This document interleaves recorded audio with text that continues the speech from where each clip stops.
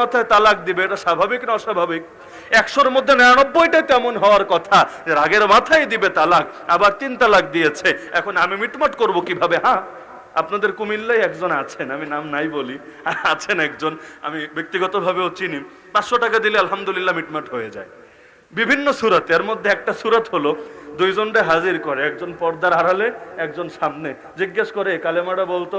অনেক সময় এসে মানুষ আমাদের কাছে মত চায়, ব্যক্তিগত মত। হুজুর, রাগের মাথায় 3 তালাক দিয়ে ফেলেছি, দেখেন না একটু মিটমাট করা যায় কিনা, খুশি করে দিব। খুশি তো আমরাও হতে চাই, খুশি দুনিয়ায় কেনা হতে চায়, কিন্তু এখন ও 3 তালাক দিয়েছে রাগের মাথায়, ওরে মিটমাট করে নিজের খুশির আস্থা কিভাবে খুলবো আমরা? এখন তালাক যদি দেয়, দুনিয়ায় সবাই আইসা বলে হুজুর রাগের মাথায় দিয়েছি, আমার মাথা ঠিক ছিল না, সেন্স কাজ করছিল না। আপনি একটাবার চিন্তা করেন, খুশির মাথায় তালাক দেয়, এই রকম চিড়িয়া এই সমাজে পাওয়া যাবে নাকি? তালাক তো রাগ আছে বলেই দেয়। যদি এতই সুখ থাকে, এতই খুশি থাকে, তালাক দিবে কিসের জন্য? সারা জীবন বউয়ের লোকে কাটায় দিবে, তো রাগের মাথায় তালাক দিবে, এটা স্বাভাবিক না অস্বাভাবিক? 100-র মধ্যে 99টাই তেমন হওয়ার কথা যে রাগের মাথায় দিবে তালাক, আবার 3 তালাক দিয়েছে। এখন আমি মিটমাট করব কিভাবে? হ্যাঁ, আপনাদের কুমিল্লায় একজন আছেন, আমি নাম নাই বলি, আছেন একজন, আমি ব্যক্তিগতভাবেও চিনি। 500 টাকা দিলে আলহামদুলিল্লাহ মিটমাট হয়ে যায় বিভিন্ন সূরাতে। এর মধ্যে একটা সূরাত হলো, দুইজনকে হাজির করে, একজন পর্দার আড়ালে, একজন সামনে, জিজ্ঞেস করে কালেমাটা বলতো। এখন বাঙালি বুঝেন তো ভাই, কয়জনে বিশুদ্ধ করে কালেমা বলতে পারে? দেখেন না হিজবুত তাওহীদের ইমাম সেজে আছে যেই বেচারা সেলিম সাহেব, এত বড় ইমাম হয়ে গেছে, এখনো পর্যন্ত কালেমাটাই শুদ্ধ করে পড়তে পারেন। তো বাঙালির উচ্চারণের জটিলতা নতুন কোনো ব্যাপার না। আপনি বলবেন কুল হুয়াল্লাহু আহাদ, মস্করান, বেশিরভাগ লোকে বলে কুল হুয়াল্লাহু আহাদ। আপনি বলে আলহামদুলিল্লাহি রাব্বিল আলামিন, বেশিরভাগ লোকে বলে আলহামদুলিল্লাহি রাব্বিল আলামিন, এভাবে বলে না? এমনকি নবীর শানে দুরূদটাও পরে বিকৃত করে সাল্লাল্লাহু আলাইহি ওয়াসাল্লাম, আর বাঙালি বলে সাল্লাল্লাহু আলাইহি ওয়াসাল্লাম, বলে না? এভাবে বলে না, বিকৃত করে। এখন কালেমা জিজ্ঞেস করলে কয়জনেই সহি করে পারবে বলেন? বেশিরভাগ লোক বলে লা ইলাহা ইল্লাল্লাহ মুহাম্মাদুর রাসূলুল্লাহ। তো এখন এটা হলো অনেক টেকনিকের একটা টেকনিক, একমাত্র না, একটা টেকনিক যেটা দুনিয়ার অনেকেই প্রয়োগ করে। ওই বড়, তোর তো কালেমাই সহি না, কালেমা সহি না হলে তুই তো মুসলমানই না, মুসলমান না হইলে তোর তো বিয়েই হয় নাই, বিয়ে না হইলে আবার তালাক কি? তাইলে কি করতে হবে? আগে কালেমাটা শুদ্ধ করে পড়, মস্কর আমার লগে, লা ইলাহা, এই ঠিক করে বল, লা ইলাহা ইল্লাল্লাহু মুহাম্মাদুর রাসূলুল্লাহ। সুন্দর করে কালেমা পড়াবে। এখন দুইজনটা নতুন করে মুসলমান বানাবে, তারপর বলবে মোহর ঠিক কর, বিয়া পড়ায় দিচ্ছি, আগের গুলো সব থুক্কু, সব কাটাকাটি, নতুন কইরা যা সংসার কর। কি নাউজুবিল্লাহ বলবেন না? তো এখন এইরকম টেকনিক তো যার দিলে আল্লাহর ভয় আছে সে করতে পারবে, বলে না? সে করতে পারবে। আরে 500 কেন, 5 কোটি টাকা দিলেও তো করতে পারবে না। উসুলুল ইফতা ওয়া আদাবুহু, যেটা না পড়ে এই যুগে সাধারণত কেউ মুফতি হয় না। এখানে যারা পড়েছেন এই বাক্যর সঙ্গে পরিচিত থাকার কথা, আশকান নাস মান বা আখিরাতাহু বিদুনিয়া গায়রিহি, সবচাইতে বড় কপাল পোড়া মানুষ হলো সে যে আরেকজনের দুনিয়ার বিনিময়ে নিজের আখিরাতকে বরবাদ করে। এই যে বিভিন্ন ব্যাংকের শরিয়া বিভাগে যারা বসে আছে, নিয়ত তো ভালো, নিয়ত নিয়ে আমাদের সন্দেহ নাই, নিয়ত ভালো। ব্যাংকটাকে আমরা সম্পূর্ণ শরীয়ী পদ্ধতিতে গড়ে তুলবো, কিন্তু আগে তো গড়ে তুলবেন, তারপর না হালালের প্রশ্ন আসবে। কিন্তু এই যে স্বাধীনতার 50 বছরের অধিক সময় পার হলো, আজও পর্যন্ত কোনো ব্যাংক, ইসলামী ধারার কোনো ব্যাংক মুখে হাত রেখে বলতে পারবে না আমরা 100% শরিয়ার উপর উঠতে পেরেছি। সব ব্যাংক স্বীকার করতে বাধ্য, আমাদের মধ্যে বহুত ভেজাল, বহুত হারাম, বহুত সুদ রয়ে গেছে। তো এখন শরিয়া বিভাগে যখন আপনি থাকছেন, আপনি টাকা নেন বা না নেন, বেশিরভাগ তো নেয়।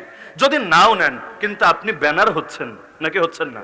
আপনারা দেখে দুনিয়ার সাধারণ মানুষ আস্থা পাচ্ছে, আরে এত বড় হুজুর ব্যাংকে শরিয়া বিভাগে দায়িত্বে বসেছে, ব্যাংক যদি হারামি হতো তাহলে সে কিভাবে এখানে বসে থাকতো?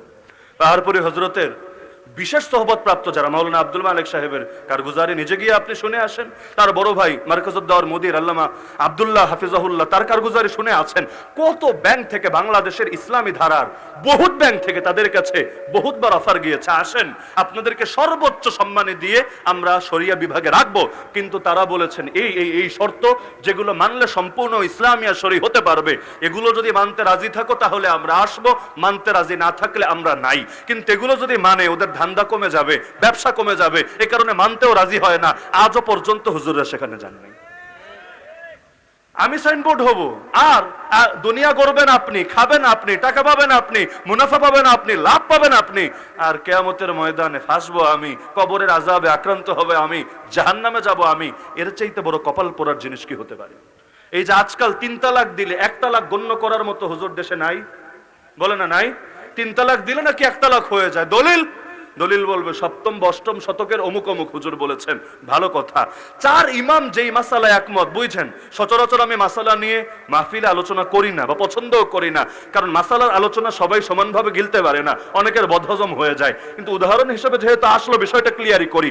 4 ইমাম বুঝেন তো, ইমাম আবু হানিফা, ইমাম মালিক, ইমাম শাফিঈ, ইমাম আহমদ বিন হাম্বল রাহিমাহুমুল্লাহ রাহমাতান ওয়াসিআ, 4 ইমাম যদি কোনো মাসালায় একমত হয়ে যায়, সেই মাসালাটাকে ইজমাই মাসালা, সর্বসম্মত মাসালার পর্যায়ে গণ্য করা হয়। 4 ইমাম কোন মাসালায় একমত হওয়ার পর পরবর্তী যুগে কেউ এসে দ্বিমত করলেও সেই দ্বিমত বিশেষ কোনো ভ্যালু পায় না। তো 4 ইমাম একমত হলেন, এর উপর চললো 500 বছরের অধিক সময়। এমনকি তারাই একমত হয়েছেন তা না, ওমর রাদিয়াল্লাহু আনহুর যুগ থেকেই সাহাবীরা একমত, দ্বিমত নাই, সেই যুগ থেকেই সকলে একমত এই ফয়সালার ব্যাপারে। তালাক 3টা দেওয়ার, যেই কয়টা দাও, যেই কয়টা দিবা সেই কয়টাই হবে।